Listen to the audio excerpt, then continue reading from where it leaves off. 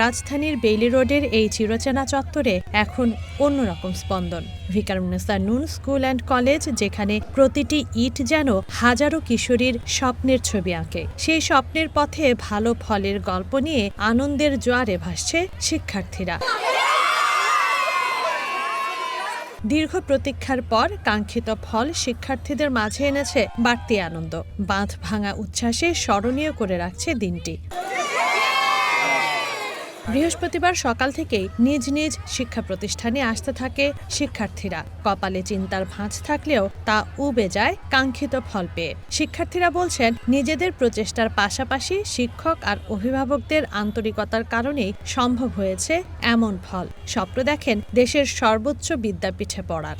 আপু অনেক বেশি আমাকে সাহায্য করছে, যে আমাকে পুশ করা, আমাকে বকা দেওয়া, আব্বু আম্মুর থেকে আমাকে আপু অনেক হেল্প করছে। তো এটা আমি আপুকে থ্যাংক ইউ বলতে। ক্লাস টিচার ছিল, প্লাস হচ্ছে বাকি সাবজেক্টের টিচাররা, ওনারা সব সময় অনেক হেল্প করেছে। প্লাস হচ্ছে কোশ্চেন প্যাটার্ন তারা আমাদেরকে বলেছে যে এরকম করে পড়লে জিনিসটা আমরা কমন পাবো। লাইফে কোনো অ্যাচিভমেন্টই কারো একার হয় না। এখানে আমার বাবা মা, আমার শিক্ষক, ভিকারুন্নেসা স্কুলের যত সম্মানিত শিক্ষকগণ আছেন এবং বাইরে আমার যাদের কাছে পড়েছি তাদের সবার অবদান আছে। এত প্রেশার ছিল এই বছর, সবাই জানে কত স্ট্রিক্টলি আমাদের কোয়েশ্চেন করা হয়েছে, বা আমাদের মার্কিং নিয়েও শিক্ষামন্ত্রী, শিক্ষা উপদেষ্টা অনেক কিছু বলেছেন, এমন হবে অমন হবে, রেজাল্টের মান আগের মতো হবে না।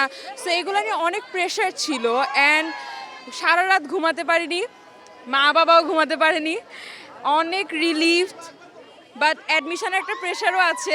অভিভাবকরাও যোগ দেন এই আনন্দ উৎসবে। মেয়ে মেট্রিক ভালো করছে ইনশাল্লাহ, গোল্ডেন, এবারও সে জিপি 5 পাইছে, ভালো করছে ইনশাল্লাহ। হ্যাঁ, এবং যা আমরা আশা করি তাই করছে আল্লাহর রহমত। প্রথম থেকেই যদি মেধার মূল্যায়নটা করে করে তাকে যদি উঠানো যায়, তাহলে সে আসলে পরবর্তীতে যে ভর্তি পরীক্ষা বা পরবর্তীতে পরীক্ষাগুলো বা তার বেসিকগুলো ভালো হয়ে তারপরে সে মানে সামনের দিকে আগাতে পারবে। প্রশ্নের ধারা পরিবর্তন হলেও প্রকৃত মেধার মূল্যায়ন হয়েছে বলছেন কলেজের অধ্যক্ষ। বলেন, ভালো ফলের জন্য বোর্ডের বইয়ের পাশাপাশি দরকার রেফারেন্স বই। আমাদের মোট পরীক্ষার্থী সংখ্যা ছিল 2514 জন। এর মধ্যে অংশগ্রহণকারী পরীক্ষার্থী হচ্ছে 2495 জন। তার মধ্যে কৃতকার্য হচ্ছে 2434 জন, অনুপস্থিত ছিল 19 জন। অকৃতকার্যের সংখ্যা হচ্ছে 61 জন, জিপিএ হচ্ছে 996 জন। পাশের হার হচ্ছে 97.56। প্রশ্নের ধারা কিছুটা চেঞ্জ হয়েছে, সেক্ষেত্রে মেয়েদের মধ্যে প্রশ্নের প্রিপারেশন তো ছিল, তারপরে কোনো পরীক্ষা তারা একটু প্রশ্নের সাথে অ্যাডজাস্ট করতে তাদের কিছু সময় হয়েছে, বা প্রশ্ন তারা বুঝতে পারেনি, এই ধরনের একটা ব্যাপার ছিল, কিছু প্রশ্নে ভুল ছিল।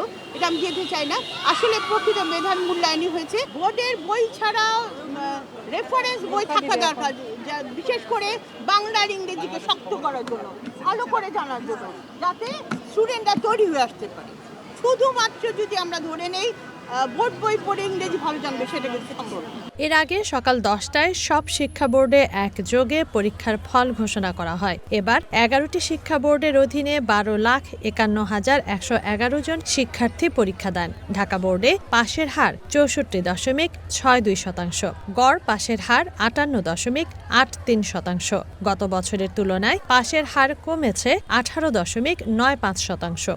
এবছর জিপিএ 5 পেয়েছেন 39,097 জন শিক্ষার্থী। সবচেয়ে বেশি পাশ করেছে মাদ্রাসা বোর্ডে 75.61%। পাশের হার সবচেয়ে কম কুমিল্লায় 48.86%। এইচএসসির ফল কেবল একটি নম্বর নয়, অনেক পরিবারের স্বপ্ন, দীর্ঘ পরিশ্রমের প্রতিফলন। শিক্ষার্থী এবং অভিভাবকরা বলছেন, কেবল ভালো ফল নয়, বরং কার ভবিষ্যৎ কোন পথে যাবে সেটি নির্ধারণে আত্মবিশ্বাস এখন সবচেয়ে জরুরি। তানজিন অন্ত, ওয়ান নিউজ, ঢাকা।